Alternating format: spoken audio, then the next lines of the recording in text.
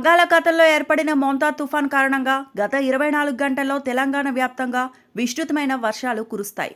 యాదాద్రి భువనగిరి జిల్లా మెత్కూరు పట్టణ శివారులో గల బిక్కెర వాగులో వరద ఉధృతంగా ప్రవహిస్తోంది. మోత్కూర్ పానకబండ గ్రామం మధ్య ప్రధాన రహదారి పూర్తిగా కొట్టుకుపోయింది. దీంతో మోత్కూర్ పానకబండ మధ్య రాకపోకలు బంద్ అయ్యాయి.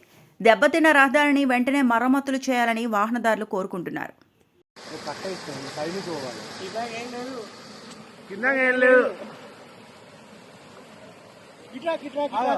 మధ్య నుంచే రా వస్తే ఇదైతే మొత్తానికి లేదు.